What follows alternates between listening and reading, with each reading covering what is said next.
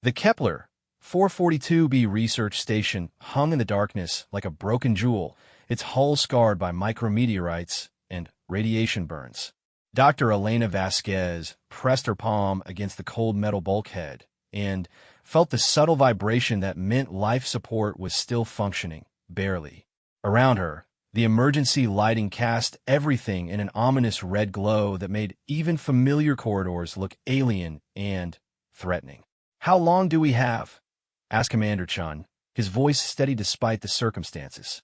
The veteran officer stood near the main console, his weathered hands moving across controls with practiced efficiency even as sparks occasionally flew from damaged circuits. Elena consulted her tablet, the screen flickering as power fluctuated. Life support is operating at 30% capacity. With 47 crew members remaining, we have maybe 6 days before carbon dioxide poisoning becomes critical. That's assuming no further system failures. The words hung in the air like a death sentence. 6 days. In the 3 weeks since the Zephyrian attack fleet had swept through this sector, they had watched 17 other research stations go dark one by one. Each time, the pattern was the same: a brief distress signal, then silence. The attackers never bothered with survivors. "The quantum communicator is still functional," reported Lieutenant Torres from the communication station. The young officer's hands shook slightly as she worked, but her voice remained professional. "I've been sending distress signals on all frequencies, but we're 47 light-years from the nearest Galactic Council emergency response station." Chen nodded grimly. The Galactic Council's response protocols were thorough, but slow. By the time their rescue ships could make the journey through several hyperspace jumps, the Kepler station would be nothing but a tomb drifting in space. The Council's ships were designed for diplomacy and scientific research, not for speed or combat. Their longest-range vessels could barely manage 12 light-years per jump, and they required extensive preparation time between jumps. "What about the human colonies?" asked Dr. Reginald Thornton, the station's chief xenobiologist. The elderly scientist had spent 40 years studying alien life forms across the galaxy, but nothing had prepared him for this situation. "Surely Earth's military has ships that could reach us faster?" Elena shook her head. "The humans are considered a restricted species by the Council. They're classified as a Class 7 civilization, prohibited from deep space military operations due to their aggressive tendencies. Earth's sphere of influence is limited to their own solar system and the 3 nearest star systems they've colonized." The irony was bitter. Humanity had achieved faster-than-light travel only 60 years ago, and their first contact with the Galactic Council had been marked by strict limitations. The Council, composed of dozens of peaceful species that had evolved on garden worlds with mild climates and abundant resources, viewed humans with a mixture of fascination and horror. Earth was classified as a death world, a planet so hostile that it had forged its inhabitants into something the Council considered barely civilized. Humans were too aggressive, too adaptable, too willing to fight when cornered. The Council had reluctantly accepted Earth as a member species, but with severe restrictions. Human military vessels were forbidden beyond their local stellar neighborhood. Human soldiers were banned from Council peacekeeping operations. Even human civilian ships required special permits to travel in Council space. "We could try sending a message directly to Earth," suggested Torres hesitantly. "The quantum communicator has enough power for one long-range transmission." Chun considered this. Earth is 73 light-years away. Even if they received our message, their ships would never reach us in time. Besides, they're forbidden from operating in this sector. "But they might know someone who could help," Elena said, a spark of hope in her voice. "The humans have a saying, it's not what you know, it's who you know." Their diplomatic corps might be able to pull strings with the Council. The commander was quiet for a long moment, weighing their options. Outside the station's viewports, the stars wheeled slowly as the damaged facility continued its lazy rotation. Somewhere among those distant points of light, the Zephyrian patrol fleet was probably plotting their next target. The reptilian species had emerged from the galactic rim 6 months ago, their massive ships bristling with weapons that made short work of anything in their path. The Zephyrians had ignored all attempts at communication from a Council. They seemed interested only in destroying infrastructure and claiming territory, though their ultimate goals remained a mystery. Their ships were vast things, biological in appearance, with hulls that seemed to pulse with their own internal rhythms. Some xenobiologists theorized that the ships themselves were living creatures, bred for war. All right, Chin decided. Compose a message to Earth.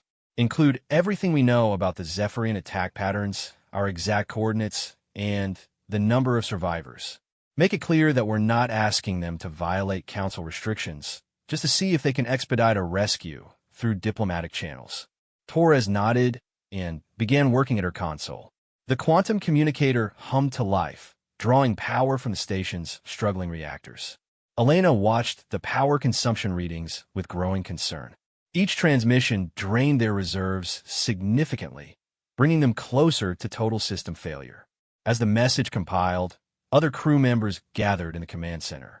Word had spread quickly through the remaining sections of the station that they were attempting to contact Earth. For many of them, humans were still something of a curiosity, a species that had achieved spaceflight despite evolving on one of the most dangerous planets in known space. Dr. Thornton pulled up files on his personal tablet. I've studied the human homeworld extensively, he said, sharing his screen with the group. Earth has weather patterns that would be considered catastrophic on any civilized world. Massive storms that can level cities, tectonic activity that reshapes continents, temperature variations that swing from lethal cold to killing heat. The planet is constantly trying to kill everything on it. The images showed hurricanes that dwarfed anything seen on other worlds, earthquakes that could split the ground for hundreds of miles, and volcanoes that could darken skies for years. Yet somehow, life had not just survived on Earth but thrived. The humans who emerged from this hostile environment were unlike anything else in the galaxy. Look at their physical capabilities, Thornton continued, pulling up comparative biology charts. Bone density 3 times that of most Council species. Muscle fiber efficiency that allows them to function in gravity wells that would crush us. Reflexes honed by millions of years of predator-prey relationships. They're basically biological weapons that learn to use tools. Elena studied the data with professional interest. Human cardiovascular systems were particularly remarkable, designed to function under extreme stress conditions that would cause most other species to collapse. Their brains showed unusual patterns too, within large regions devoted to spatial reasoning, pattern recognition, and threat assessment. The Council was right to be cautious about them, admitted Chief Engineer Alex, a tall, gray-skinned Altarian whose people were known for their peaceful nature. My species gave up warfare 40,000 years ago when we achieved industrial technology. The idea of a species that continued fighting even after reaching the stars is disturbing. But Elena found herself thinking about the human scientific teams she had worked with on previous projects. Yes, they were intense and sometimes difficult to work with, but they had an innovative approach to problem-solving that impressed her. When faced with seemingly impossible challenges, humans had a tendency to find solutions that other species would never consider. Message ready for transmission, Torres announced, broadcasting on all human communication frequencies. The quantum signal burst out from the station, racing across the void at speeds that transcended normal space-time. Somewhere, hopefully, someone would receive their cry for help. Chun ordered non-essential systems powered down to conserve energy, and the crew began the grim work of making their supplies last as long as possible. Hours passed in tense silence. The station's hull creaked and groaned as thermal stress worked on the damaged sections. Occasionally, someone would check the long-range sensors, hoping to see rescue ships on approach, but the displays remained empty except for distant stars and the slow patrol patterns of Zephyrian vessels. Elena found herself in the observation lounge, staring out at the alien constellations. From here, the damage to the station was clearly visible. Entire sections dark and twisted, atmospheric breaches sealed with emergency patches that weren't meant to last more than a few days. The Zephyrian attack had been swift and merciless, their bioships emerging from hyperspace without warning and unleashing weapons that seemed to eat through metal and ceramic like acid. Thinking about home, asked Dr. Thornton, settling into a chair beside her. The old scientist looked exhausted, his usually perfect appearance disheveled from days of emergency repairs and rationed sleep. Actually, I was thinking about Earth, Elena admitted. I've never been there, but I've read the reports. They say the sunsets are beautiful because of all the atmospheric particulates from volcanic activity. Thornton chuckled dryly. Leave it to humans to find beauty in something that would be considered an environmental disaster on any other world.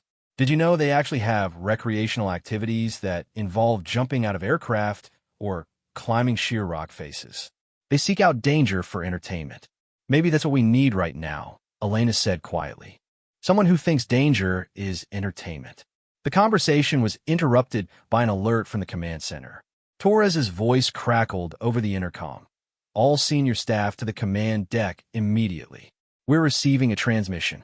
Elena and Thornton rushed through the corridors, joining Chun, Alex, and the other department heads around the communications console. Torres looked up from her screens with an expression of confused amazement. It's from Earth, she said, but it's not from their government or military. The signal is coming from something called the Terran Defense Initiative. I've never heard of them. Chun frowned. Play the message. The transmission crackled to life, and a human voice filled the command center. The accent was unfamiliar, carrying undertones of authority and barely controlled aggression. Kepler, 442b Research Station. This is Admiral Sarah Chun of the TDI Battle Group Cerberus. We have received your distress call and are currently en route to your coordinates. Our estimated time of arrival is 73 hours. Maintain life support and defensive postures. Be advised that we are operating under emergency protocols and may not be in compliance with current Galactic Council restrictions. Repeat, help is coming. Chin out. Silence filled the command center as the implications sank in. 73 hours. That was impossible. Earth was 73 light years away, and even the fastest Council ships required weeks to cover such distances through hyperspace. Run the calculations, Chun ordered quietly. Elena's fingers flew across her tablet. The numbers appeared, and her face went pale. If they reach us in 73 hours, they would have to be traveling at, this can't be right, over 300 times the speed of light in normal space, or making hyperspace jumps of over 20 light years each. That's impossible, whispered Alex. The physics alone, the power requirements would be astronomical. But Torres was studying her sensor readings with growing excitement. I'm picking up hyperspace signatures on the edge of the system. Multiple contacts, moving fast. Really fast. Elena felt her heart racing.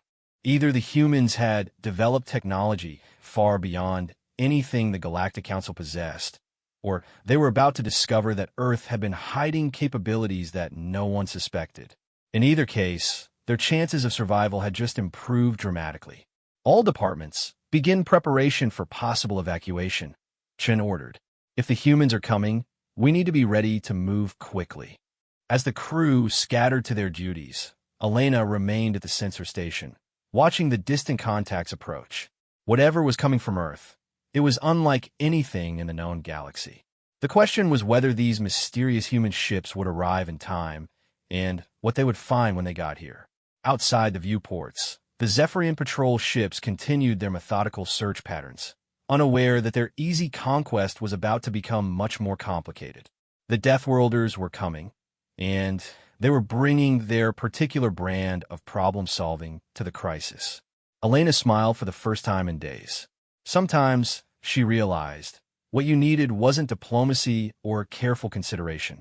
Sometimes you needed someone who thought jumping out of aircraft was fun. Admiral Sarah Chun stood on the bridge of the TDS Retribution, her hands clasped behind her back as she watched the tactical display update in real time.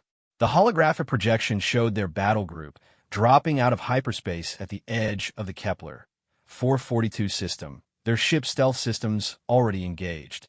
Around her, the bridge crew worked with the quiet efficiency that came from years of training in conditions the Galactic Council would consider suicidal. Status report, she commanded, her voice carrying the authority earned through 3 decades of service in humanity's shadow fleet. All ships have successfully completed the jump sequence. reported Commander Williams, her tactical officer. Stealth systems are online. We are currently undetected by Zephyrian patrols. The research station is holding position at coordinates 127, Mark 094, approximately 4 million kilometers from our current location. Admiral Chin nodded, studying the tactical situation. The Terran Defense Initiative had been operating in secret for 15 years, developing technology and tactics that would have horrified the Galactic Council's peaceful species. While Earth's official military remained confined to their local stellar region, the TDI had been quietly establishing bases, conducting reconnaissance, and preparing for exactly this kind of scenario. "What's our opposition looking like?" she asked. Lieutenant Commander Rodriguez, her intelligence officer, manipulated the tactical display to highlight enemy contacts. "We count 17 Zephyrian vessels in system. 12 appear to be standard patrol ships, approximately 600 meters in length. 3 larger vessels, likely cruiser class, holding station near the outer planets. And 2 massive ships, over 2 kilometers long, positioned near the asteroid belt. Those are probably their command vessels." Chun studied the alien ship configurations with professional interest. The Zephyrians were unlike any enemy humanity had faced before. Their bioships pulsed with organic rhythms, their hulls seemingly grown rather than built. Intelligence reports suggested the vessels were actually living creatures, bred and modified for space combat.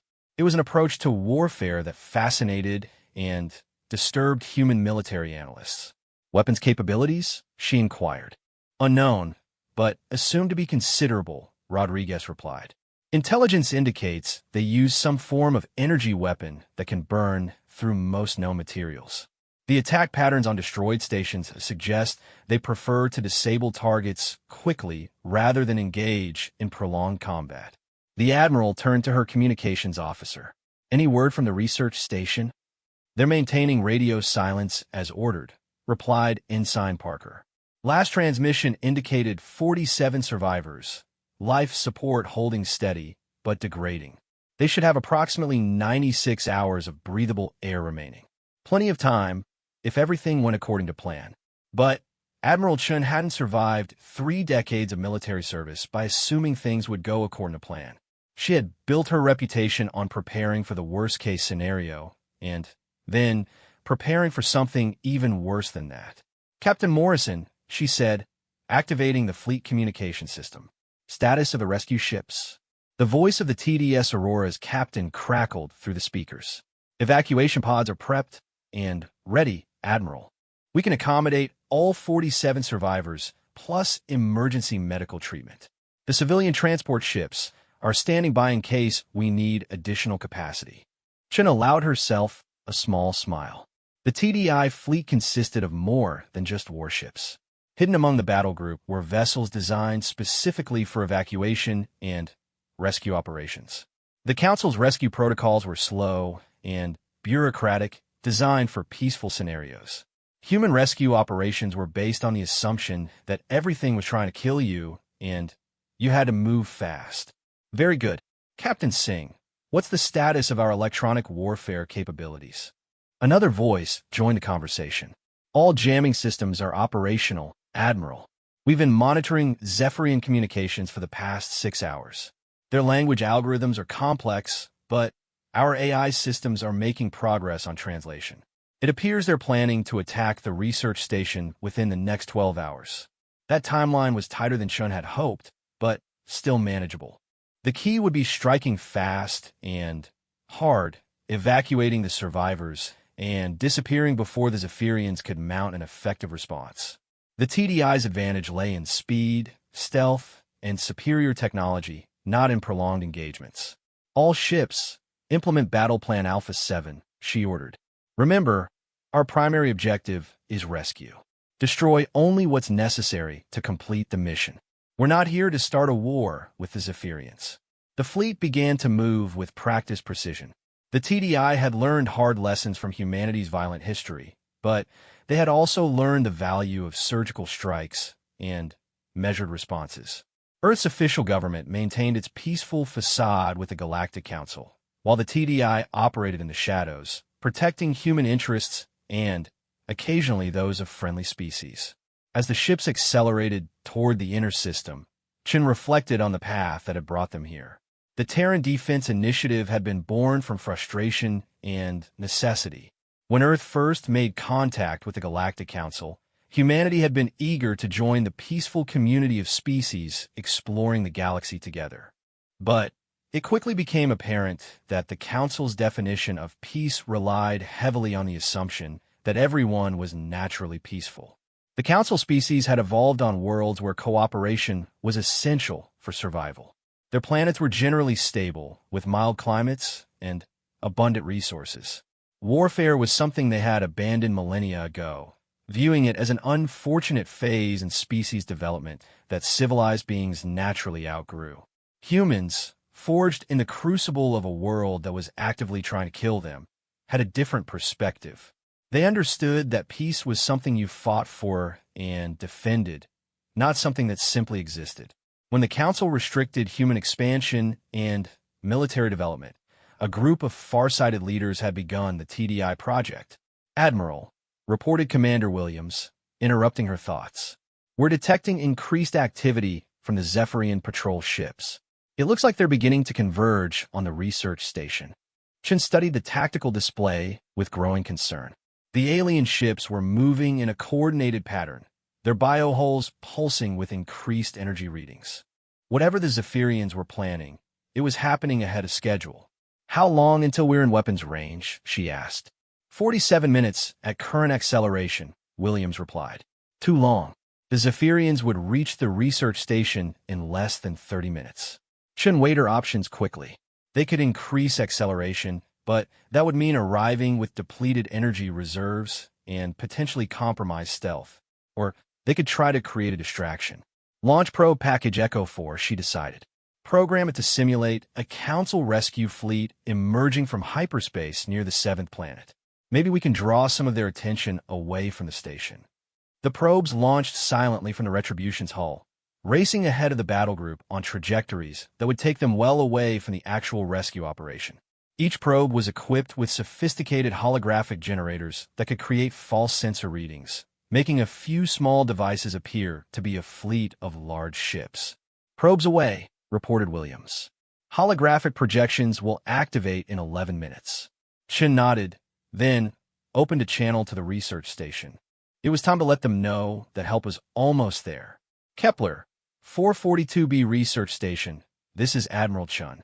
We are 35 minutes out from your location. Be prepared for immediate evacuation when we arrive. Do not acknowledge this transmission. Chen out. On the research station, Commander Chen received the message with a mixture of relief and amazement. 35 minutes. The human ships were not only real, but they were ahead of schedule. He quickly gathered his senior staff and began final preparations for evacuation. Meanwhile, aboard the lead Zephyrian ship, shipmind Krexthal sensed the approaching prey with anticipation. The research station had been isolated for weeks, its occupants slowly dying as their systems failed. Soon, it would join the 17 other stations that had already fallen to the Zephyrian advance. The shipmind's thoughts were alien, operating on levels that other species would find incomprehensible. Krexthal was both individual and collective, a consciousness that spanned the entire bioship while simultaneously existing as a distinct entity. Its thoughts moved through neural pathways that were literally part of the ship's structure, synapses firing along conduits of living tissue. The prey species on the station were interesting in their persistence, the ship mind reflected. Most of the other stations had simply shut down when faced with inevitable death. These creatures continued to function even when hope was gone. Such determination was admirable, though ultimately futile. Krexthal's ruminations were interrupted by sensor readings that made no sense. The shipmind's attention focused on the outer system, where massive energy signatures had suddenly appeared near the 7th planet. The readings suggested a large fleet of unknown vessels, their technology unlike anything in the Zephyrian databases. The shipmind rapidly communicated with its companions, sharing sensor data through biological links that operated faster than electronic communication. The consensus was immediate. Investigate the newcomers while maintaining the attack on the research station. As 6 Zephyrian ships peeled off to investigate the false contacts, Admiral Chun allowed herself a small smile. The distraction was working perfectly. Now, they just had to reach the research station before the remaining Zephyrians realized they had been deceived. "Admiral," called Lieutenant Commander Rodriguez urgently. "I'm reading weapons charging on the remaining Zephyrian ships. They're preparing to attack the station." Chen's smile faded. So much for the element of surprise. "All ships, maximum acceleration. Weapons free. Execute rescue protocol immediately." The TDI battle group surged forward, their stealth systems dropping as they poured power into engines and weapons. The sleek human ships were smaller than their Zephyrian counterparts, but they moved with a grace and speed that the bio ships couldn't match. More importantly, they carried weapons that had been designed specifically for fighting enemies who didn't fight fair. As the two forces raced toward the research station, both sides prepared for a confrontation that would test the limits of their technology and tactics. The Zephyrians had conquered 17 stations without significant resistance. The humans had spent 15 years preparing for exactly this moment. The research station hung between them, a fragile shell containing 47 lives that neither side intended to sacrifice. But for very different reasons. Admiral Chun gripped the railing of her bridge as the first energy beams began to fly between the opposing fleets. The Deathworlders had arrived, and they were about to show the galaxy what humans did when someone threatened innocence. The battle for Kepler 442b was about to begin, and the outcome would reshape the Galactic Council's understanding of what it meant to be human. In the cold vacuum of space, two very different approaches to survival were about to collide with explosive results. The first exchange of fire lit up the vacuum between the opposing fleets like deadly fireworks. Zephyrian bio ships unleashed streams of energy that seemed to devour space itself, leaving twisted distortions in their wake. The weapons were unlike anything the humans had encountered before, not simple energy beams, but something that appeared to break down matter at the molecular level. Admiral Chun watched the tactical display as her ships scattered into attack formations that would have been impossible for the more rigid Council vessels. The TDI had learned from every human conflict throughout history, incorporating lessons from naval battles, air combat, and even ancient cavalry charges into their space warfare doctrine. "Evasive pattern Delta," she ordered. "Give me firing solutions on their lead ships." The human vessels moved like a school of fish, each ship's AI coordinating with the others to create a flowing, unpredictable pattern of movement. Where Zephyrian ships moved with biological grace, but predictable organic rhythms, the human ships danced with calculated chaos that their AIs could process, but biological minds struggled to follow. Commander Williams called out targeting data as the Retribution's weapons systems locked onto the nearest Zephyrian vessel. "Target acquired. Plasma cannon arrays charged and ready." "Fire," Chun commanded. The Retribution's main guns unleashed focused beams of superheated plasma that struck the Zephyrian ship's organic hull with devastating effect. But instead of simply burning through, the plasma seemed to spread across the bio ship's surface like napalm, eating away at the living tissue that formed its armor. The Zephyrian vessel's response was immediate and violent. Shipmine Krexthal felt the pain of the wound, as if it were its own flesh being burned. The sensation was beyond anything the collective consciousness had experienced before. These new weapons didn't just damage the ship. They caused actual agony to the living entity that was the ship. Through biological communication networks, Krexthal shared the experience with its companions. The sensation rippled through the Zephyrian fleet like a shockwave, each shipmind experiencing an echo of the pain. For creatures that had never encountered weapons designed to cause suffering to living ships, it was a revelation that changed the entire nature of the battle. Interesting, Admiral Chun observed as the Zephyrian formation wavered. Their ships are actually feeling pain. Note that for the tactical database. The TDI had developed their weapons based on extensive analysis of captured Zephyrian technology. When intelligence revealed that the enemy ships were living creatures, human scientists had approached the problem with typically brutal efficiency. If the ships were alive, then weapons designed to cause maximum pain to living tissue would be more effective than conventional energy weapons. Admiral, called Captain Morrison from the Aurora, were reading some kind of biological communication between their ships. Whatever you did to that first one, they're all responding to it. Chen nodded. Human military doctrine emphasized striking at command and control systems to disrupt enemy coordination. If the Zephyrian ships were linked through biological networks, then causing pain to one would affect them all. It was a weakness they could exploit. All ships, target the largest enemy vessels first, she ordered. Maximum firepower. Let's see how well they coordinate when their command ships are screaming. The TDI battle group focused their fire on the two largest Zephyrian vessels, their plasma weapons carving deep wounds into the bio-ships' living hulls. The effect was immediate and dramatic.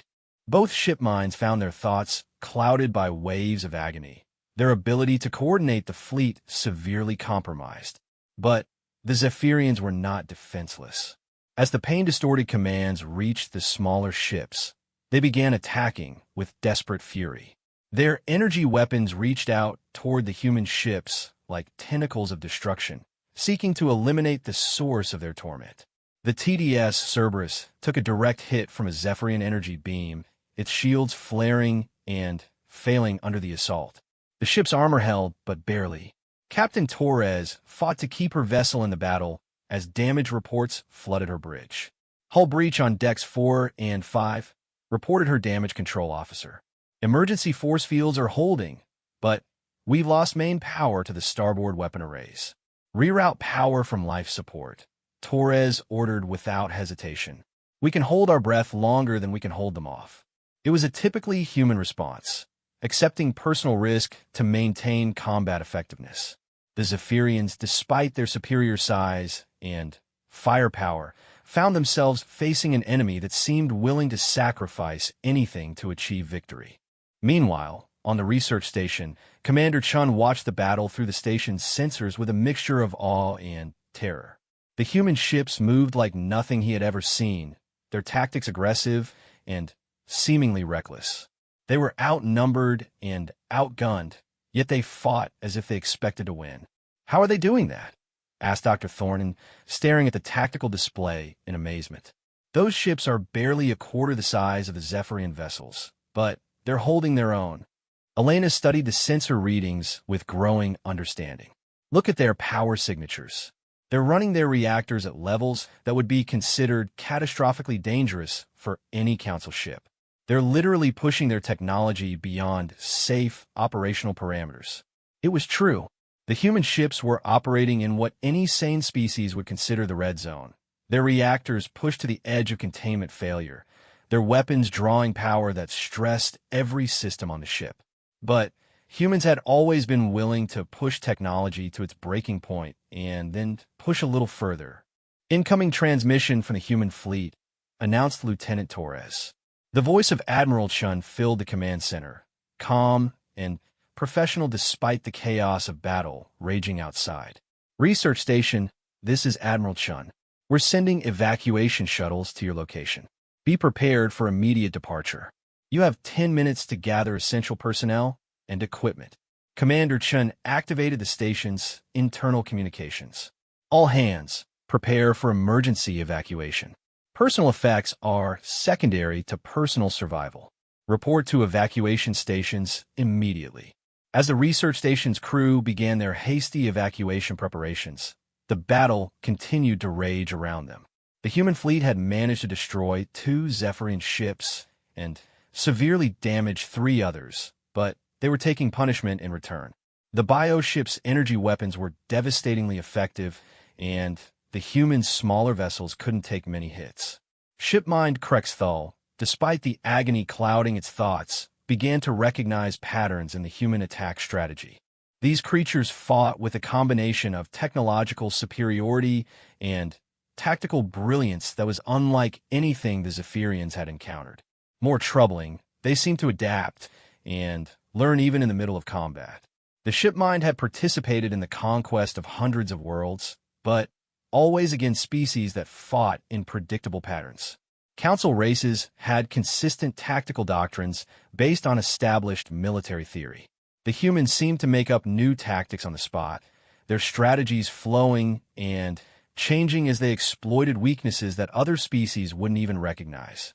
Multiple contacts approaching the station, reported the Zephyrian sensor operator, its thoughts transmitted directly into Krexthal's consciousness.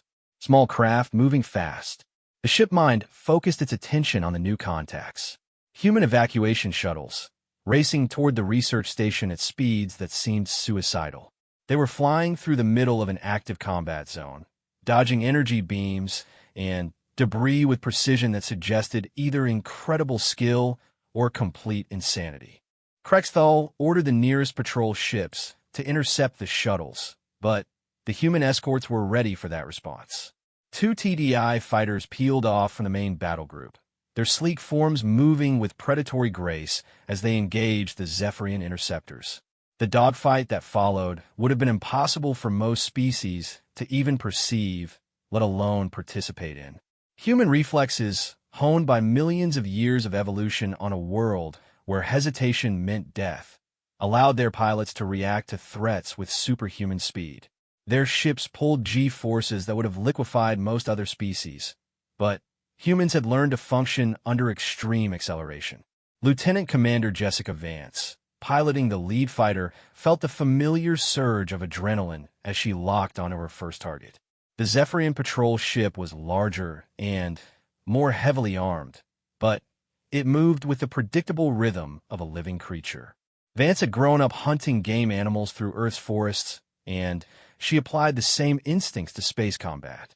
She waited for the bioship's energy weapon to fire, then rolled her fighter into the blind spot created by the creature's own natural reflexes. The plasma cannon spoke once, and the Zephyrian ship died in a burst of flame and escaping atmosphere. Splash 1 alien, she reported calmly, already lining up her next target. Her wingman, Lieutenant David Park, was engaging 2 Zephyrian ships simultaneously, his fighter weaving between their attacks with maneuvers that defied conventional physics. Park had been a stunt pilot before joining the TDI, and he brought the same combination of skill and crazy courage to combat that had made him famous for flying through thunderstorms for entertainment. "This is actually kind of fun," he announced over the comm system as he destroyed his second target. On the bridge of the Retribution, Admiral Chun allowed herself a moment of pride in her pilots. They were doing exactly what humans did best, taking impossible situations and finding ways to make them work through sheer determination and controlled recklessness. "Evacuation shuttles have reached the station," reported Commander Williams. "Docking in progress." Chun nodded, but her attention was focused on the larger tactical picture. The Zephyrian reinforcements that had been investigating the false contacts were returning, and her fleet was already stretched to its limits. They had perhaps 15 minutes before the odds became completely overwhelming. "Signal the Aurora," she ordered. "Tell Captain Morrison to get those civilians out of there. We'll buy him as much time as we can." The evacuation proceeded with typical human efficiency. Where Council rescue operations involve careful procedures and safety protocols, the human evacuation was controlled chaos. Crew members grabbed essential equipment and ran for the shuttles, while TDI Marines provided covering fire against any possible threats. Dr. Elena Vasquez found herself aboard the first shuttle, clutching her research data while human soldiers ensured that everyone was strapped in properly. The shuttle pilot, a young woman who looked barely old enough to drive a car, much less pilot a spacecraft through a combat zone, grinned at her passengers. "Don't worry, folks," she said cheerfully. "I've done this before. Well, not exactly this, but close enough. Everybody hold on." The shuttle departed from the station at an acceleration that pressed everyone back into their seats with crushing force. Elena watched through the viewport as the damaged research station fell away behind them, its broken hull illuminated by the flashes of weapons fire from the ongoing battle. "Will we make it?" asked Dr. Thornton, his voice strained by the acceleration. The pilot glanced back with that same cheerful grin. "Of course we will. We're humans. Making it out of impossible situations is kind of what we do." As the evacuation shuttles raced toward the safety of the human fleet, Admiral Chun prepared for the final phase of their mission. The civilians were safe, but Now they had to extract themselves from an increasingly dangerous tactical situation. The returning Zephyrian reinforcements would arrive in less than 10 minutes, and the TDI fleet was already showing signs of strain. It was time for the kind of decision that only humans seemed capable of making, a choice between safe retreat and something much more dramatic. Admiral Chun looked at the tactical display one more time, calculating odds and possibilities with the cold precision that had made her one of the TDI's most successful commanders. "All ships," she announced, "prepare for tactical withdrawal. But first, let's give our new friend something to remember us by." Admiral Chin's idea of something to remember us by would have horrified any Galactic Council military strategist. As the last evacuation shuttle docked with the Aurora, she implemented a plan that violated every known principle of safe tactical withdrawal. Instead of retreating to minimum safe distance and jumping to hyperspace, the human fleet began accelerating directly toward the largest Zephyrian command vessel. "Admiral," Commander Williams said carefully, "are you certain about this approach? We could extract safely right now." Chen's smile was predatory. "Commander, we just learned that their ships feel pain when damaged. I want to see what happens when we cause them to feel real fear." The TDI battle group reformed into a tight spearhead formation, their smaller ships clustering around the Retribution like a pack of wolves preparing for a coordinated strike. The Zephyrian forces, still reeling from the unexpected ferocity of human tactics, found themselves facing an enemy that seemed to grow more dangerous as the situation became more desperate. Shipmind Krexthal experienced something it had never felt before as the human ships approached: genuine uncertainty about the outcome of battle. The small alien vessels had already proven capable of causing unprecedented damage, and their current attack pattern suggested they were far from finished. The shipmind's consciousness recoiled from the approaching threat, while simultaneously trying to coordinate defensive measures. "All ships, focus fire on their flagship," Krexthal transmitted to the remaining Zephyrian vessels. "Destroy their command ship, and they will lose coordination." It was a reasonable strategy based on standard military doctrine, but it demonstrated a fundamental misunderstanding of how humans fought. The TDI had learned from Earth's history of asymmetric warfare, where smaller forces had repeatedly defeated larger enemies through superior tactics and sheer determination. Every human ship captain was trained to operate independently, and the loss of command authority only freed them to be more creative in their approaches to problem-solving. The concentrated Zephyrian firepower reached out toward the Retribution, but the human flagship was no longer where the targeting computers expected it to be. Admiral Chun had ordered a maneuver that would have been impossible for most species to execute: a rapid spin that used the ship's own rotational momentum to avoid incoming fire while simultaneously bringing all weapons to bear on the target. Physics is apparently more of a guideline than a rule for these humans, observed Dr. Thornton from the safety of the Aurora's evacuation bay, watching the battle through the ship's sensor feeds. Elena nodded, studying the tactical display with professional fascination. "Look at their power management. They're redistributing energy between systems faster than our computers could calculate optimal configurations. How are they processing the calculations that quickly?" The answer lay in the unique nature of human cognition. Where other species relied on careful analysis and logical decision-making, humans had evolved the ability to make incredibly complex intuitive leaps under extreme pressure. Their brains could process vast amounts of sensory data and make split-second decisions that often proved more effective than careful calculation. Lieutenant Commander Vance, still engaged in her deadly dance with Zephyrian fighters, exemplified this capability.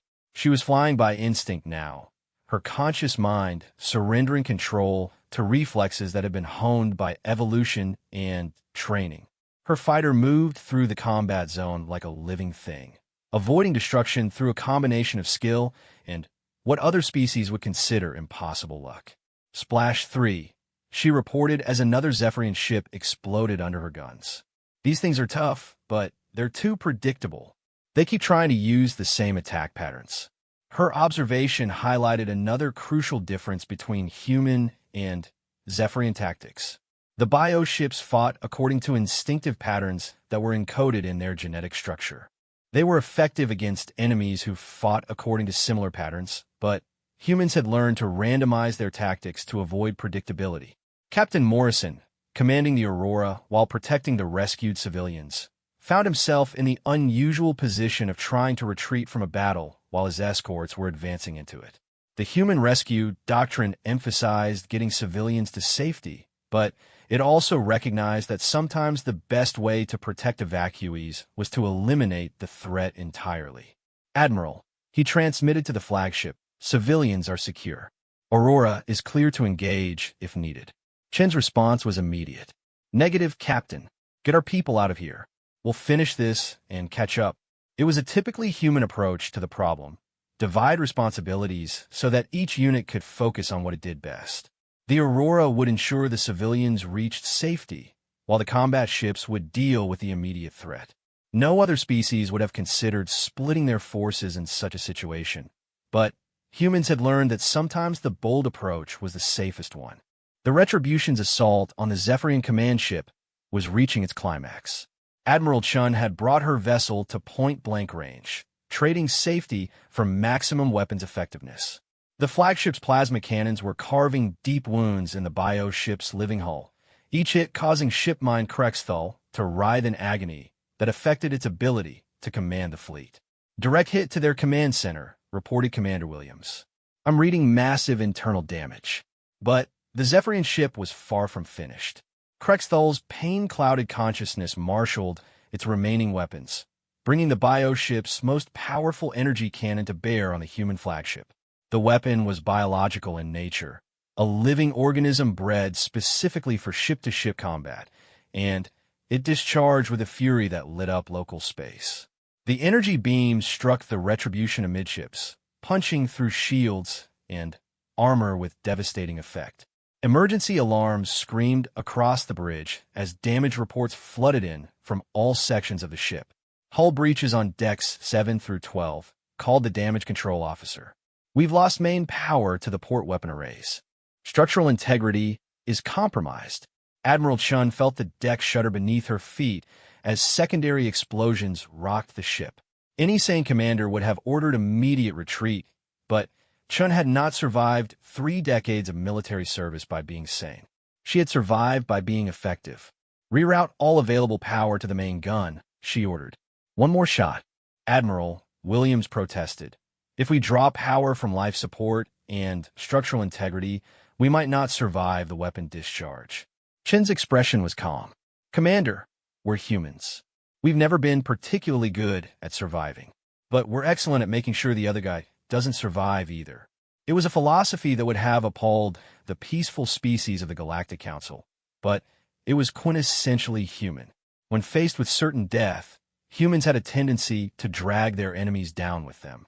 It was a survival strategy born from millions of years on a world where everything was trying to kill them. The Retribution's main gun charged with power drawn from across the ship. Life support systems dimmed, artificial gravity fluctuated, and the structural integrity field wavered as every available erg of energy was channeled into the weapon. The ship itself was being sacrificed for one perfect shot. Shipmine Krexthal sensed the energy build up and tried to maneuver away, but the bio ship was too badly damaged to respond effectively. The Zephyrian consciousness had time for one last thought as it realized what the humans were doing. These creatures were completely insane. The plasma cannon discharged with the fury of a miniature star, its beam punching completely through the Zephyrian command ship and emerging from the other side in a fountain of superheated debris. Krexthal's consciousness scattered like fragments of broken glass, its neural networks severed by the massive energy discharge.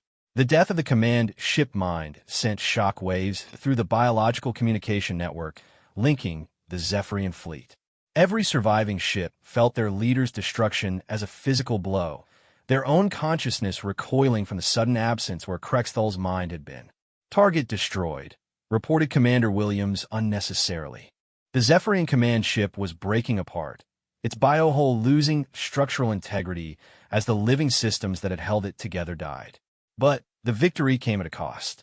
The Retribution was severely damaged, its power systems failing, and its hull compromised in multiple locations. Worse, the returning Zephyrian reinforcements were now only minutes away, and the human fleet was in no condition for another battle. All ships, emergency withdrawal, Admiral Chen ordered. Form up on the Aurora and prepare for hyperspace jump.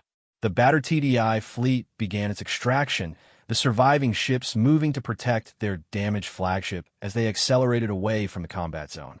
The remaining Zephyrian forces, still reeling from the loss of their command ship, were slow to pursue. As the human ships reached minimum safe distance for hyperspace entry, Admiral Chen allowed herself a moment to assess their situation. They had achieved their primary objective. The civilians were safe. They had also dealt a significant blow to the Zephyrian fleet and demonstrated that the bioships were not invincible. But most importantly, they had shown the galaxy that humans were not the restricted, peaceful species the Galactic Council believed them to be. The TDI had revealed themselves, and there would be consequences for that decision. Hyperspace jump in 30 seconds, announced the navigation officer. Admiral Chen looked out at the stars one last time before they made the jump back to human space. Somewhere out there, the Zephyrian invasion was continuing, and the Galactic Council's peaceful species were still dying while their rescue ships plodded slowly through space. But now the Deathworlders were involved, and that changed everything. The galaxy was about to learn what happened when you threatened innocence while humans were watching. Execute jump, Chen ordered.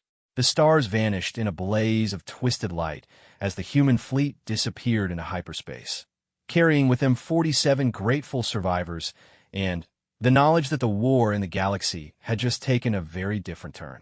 Behind them, the wreckage of the Zephyrian command ship drifted in space like a monument to the first meeting between two very different philosophies of survival. The bioships had learned that size and strength were not always enough. The humans had reminded the galaxy that sometimes the most dangerous predator was the one that refused to give up. 3 weeks after the battle at Kepler, 442b, the emergency session of the Galactic Council convened in the massive assembly chamber on Altair Prime. Representatives from 47 species filled the circular auditorium, their varied forms creating a tapestry of evolutionary diversity that normally exemplified the peaceful cooperation the Council prided itself on. Today, however, the atmosphere was tense with uncertainty and barely concealed fear. Ambassador Elena Vasquez stood at the human delegation station, still bearing the faint scars from her ordeal on the research station. As one of the rescued survivors, she had become humanity's unofficial spokesperson for the incident, though she suspected that role had been carefully orchestrated by Earth's diplomatic corps. High Chancellor Vorthake of the Altarian Collective called the session to order, his tall, gray-skinned form radiating the calm authority that had made his species natural diplomats.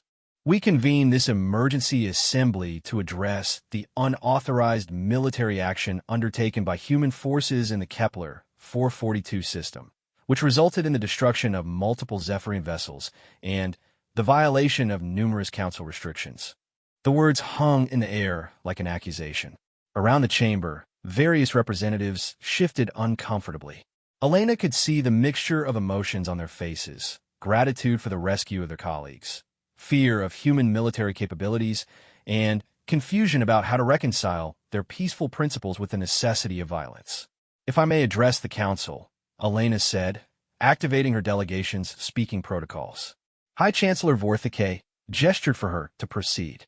The council recognizes Ambassador Vasquez of Earth. Elena stepped forward, drawing on her years of experience in interspecies diplomacy. "Honorable representatives, I stand before you as someone who is dying slowly in the cold vacuum of space when human ships arrive to save my life and the lives of 46 colleagues. I want to be very clear about what happened in the Kepler system." She activated a holographic display that showed the tactical situation before the human intervention. "When we sent our distress signal, the nearest Council rescue fleet was 6 weeks away. We had 6 days of life support remaining. The mathematics were simple. We were going to die, and everyone in this chamber knew it." A murmur ran through the assembly.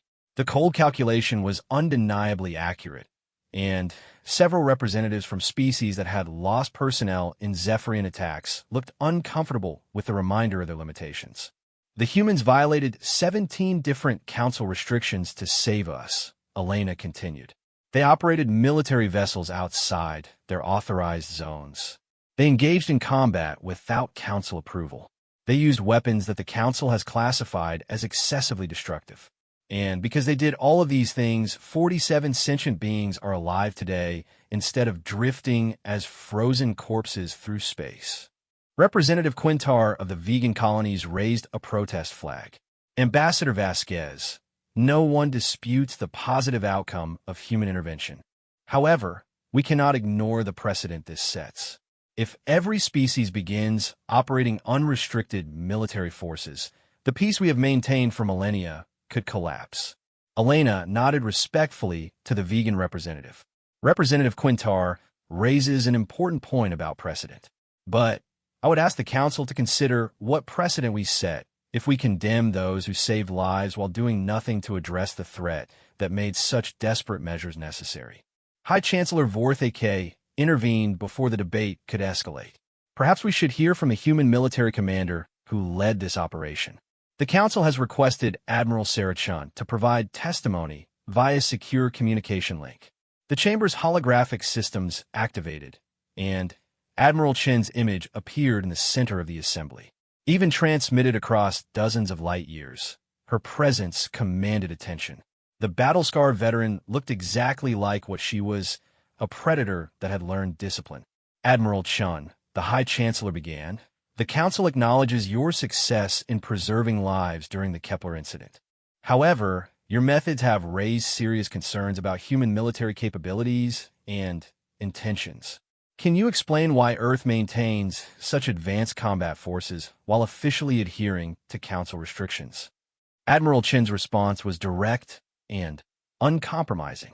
High Chancellor, Earth maintains advanced combat forces for the same reason that every intelligent species should, because the universe is a dangerous place and peaceful intentions don't stop bullets.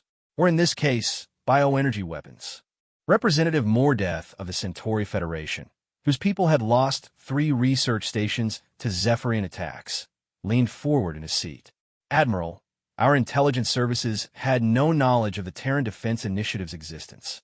How long has Earth been operating shadow military forces? 15 years, Chen replied without hesitation.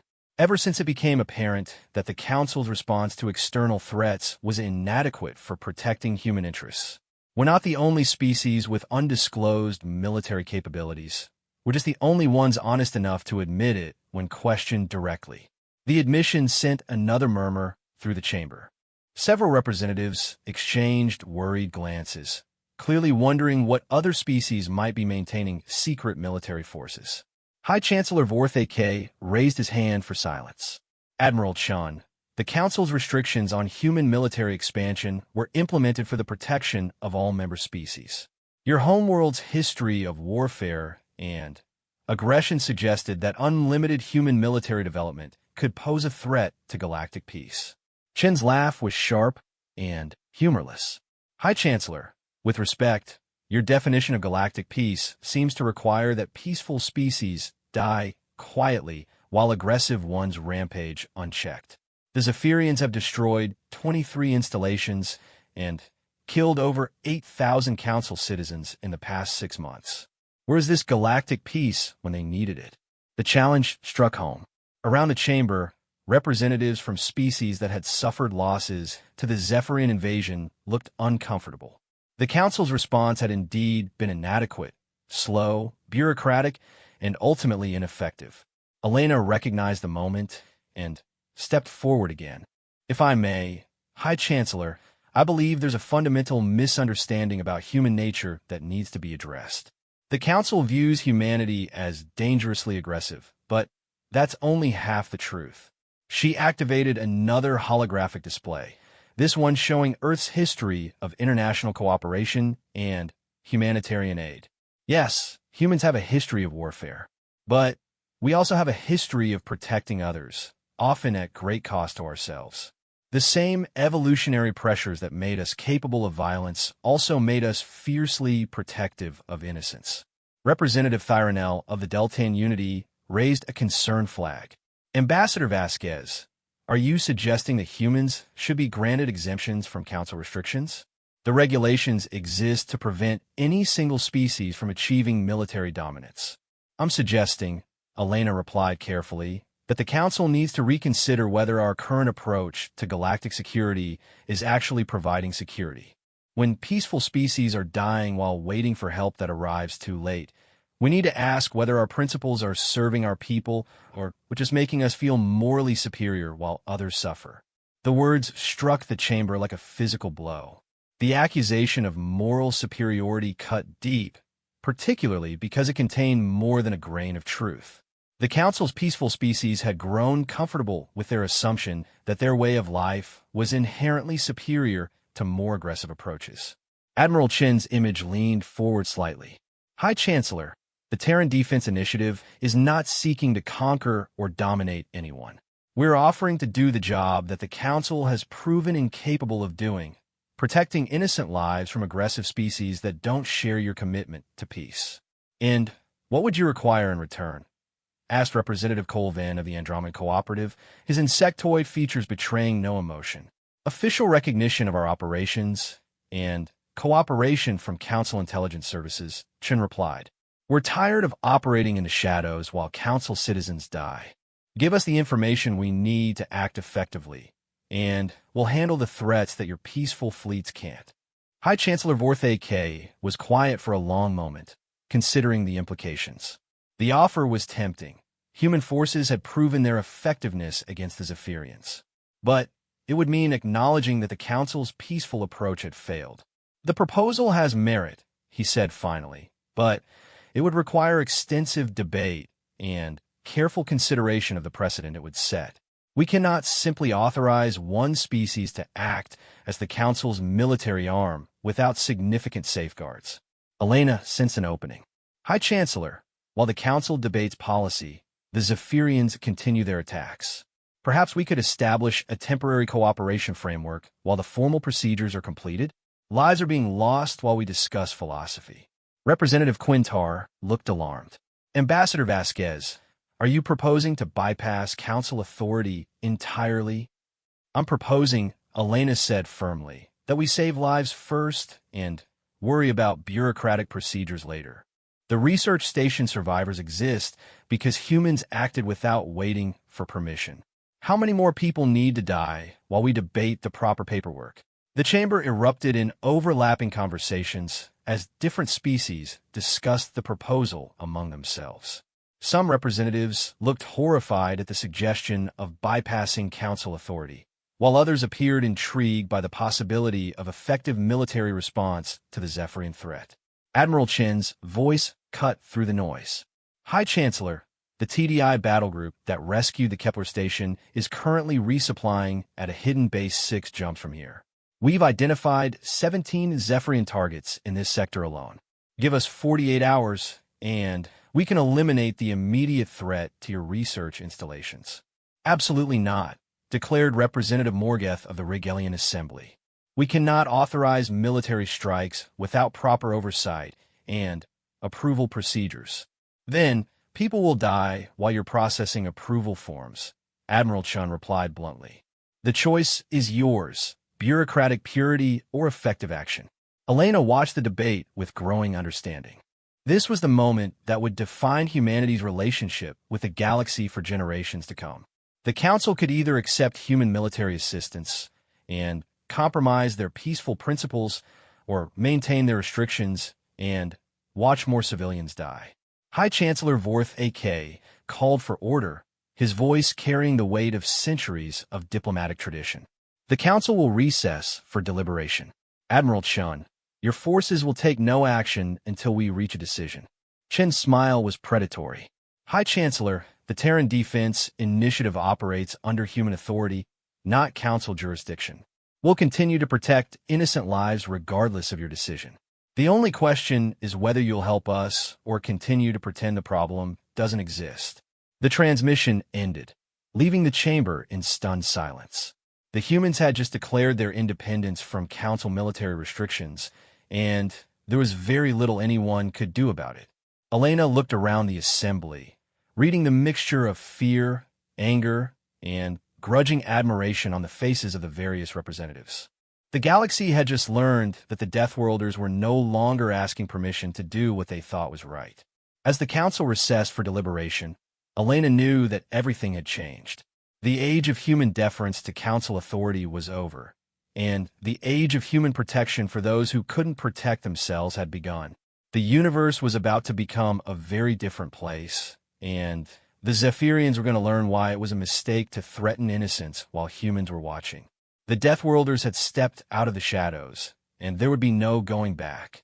In a vast emptiness of space, Admiral Chin's fleet prepared for operations that would either bring peace to the galaxy or shatter the Galactic Council's authority forever. Either way, the killing of innocents was about to stop. The humans had spoken, and the galaxy was listening.